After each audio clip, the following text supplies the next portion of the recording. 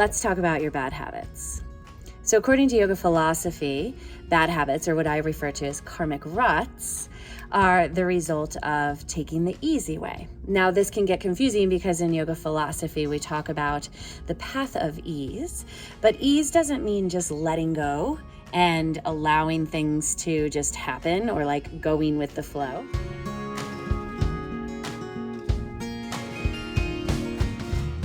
But the path of ease does require some effort. And I often connect with the concept of being in a boat, right? Or floating down a river in a tube.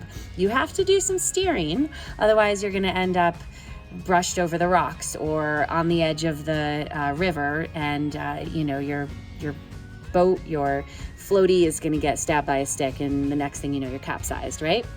So we have to put some effort in.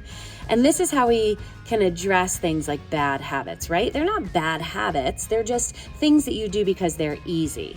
Repeating the same behavior over and over again creates consistency, right? And that consistency makes things easier. When we have to put effort in, now there's challenge, right? And so there's simple things you can do to break yourself out of bad habits.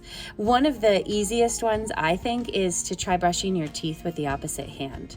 And if you're already doing that and that feels easy, then try brushing your teeth with the opposite hand while you stand on one foot, right? And it creates what's called opposite process. So there's opportunity to do something different, to shift your perspective so that you feel a little bit different. You're changing your experience.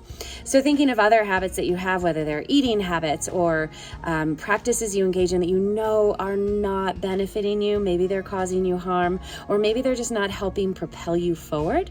Think about tiny little changes that you can make. It's as simple as saying, you know what, one day out of the week, I'm not going to eat whatever that thing is that I eat that I know isn't good for me. Or, you know what, I'm going to say no when I'm offered a drink because I know I don't need to have those drinks all the time. Or when it comes to being in the asana practice, coming to do a yoga practice, for example, choosing the class that maybe is more accessible for you rather than the one that's very easy or the one that's incredibly challenging. Where's the one that offers a little bit of each? Where's the one where you can do a little bit of work, but you also know that you have the ability to engage in the entirety of the practice?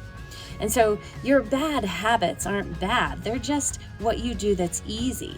Think about how you can put a little effort in order to affect change and maybe shift the direction of your life a little bit.